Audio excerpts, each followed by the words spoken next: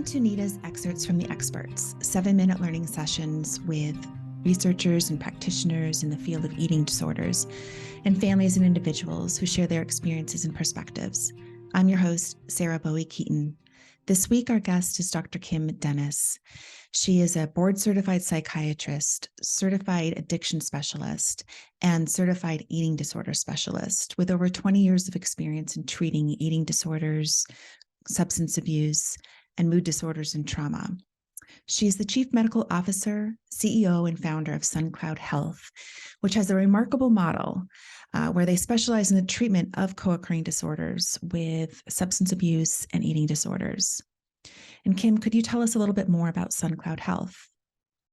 Yeah, sure. So we offer residential, IOP, and day treatment levels of care in 3 separate locations in the Chicago area, both adult and then separate adolescent programming.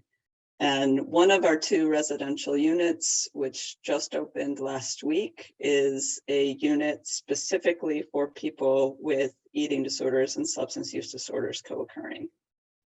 This is a complex and difficult to treat combination of illnesses, and also a combination that I've been focused on in my career for the last 20 years. The eating disorder diagnoses that are most commonly associated with substance use disorders or addiction, I'll use those terms interchangeably, would be bulimia nervosa and binge eating disorder. With regards to eating disorders, substances that have the capacity to decrease appetite or help people, give people an illusion that they can change their body or change their weight, tend to be more prevalent. We also know that trauma and adverse childhood experiences are strongly implicated in the development of co-occurring eating disorders and substance use disorders. With either of these disorders alone, we see higher rates of developmental trauma. When you have both of these illnesses occurring together, the rate of trauma is even higher. Health professionals, unfortunately, often minimize or fail to diagnose the disorder that they have less experience with. So it's important to find either a bunch of individuals with different expertise who can truly collaborate with each other to put together a treatment plan for you, or people with deep expertise in both eating disorder and substance use have to have some level of trauma awareness and trauma-informed treatment approaches. Childhood trauma, we know that it significantly increases the risk of this co-occurrence. But we know that one of the things that substances do for people is gives them relief of unreasonable expectations on themselves. It gives them relief from obsessive thoughts about food, weight, body. We know that genetic susceptibility plays an important role, and that eating disorders and substance use disorders have overlapping genetic and neurobiological pathways. And finally, a family history of addiction can predispose somebody to both an eating disorder or an eating disorder and substance use disorder together. And then I'll leave you all with 3 key points. So first of all, eating disorders and substance use disorders almost always come with some way, shape, or form or history of trauma. And addressing the trauma in primary treatment, we know today is a necessary component of treatment. We know from research that addressing all 3 at the same time from the outset of treatment will yield better outcomes.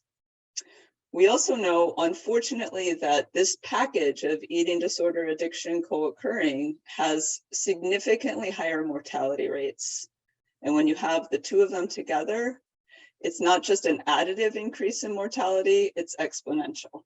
And we see the same exponential increase when it comes to medical impact, more in the way of liver problems, blood cell problems, bone health problems, heart problems, when they have both an eating disorder and a substance use disorder rather than one or the other.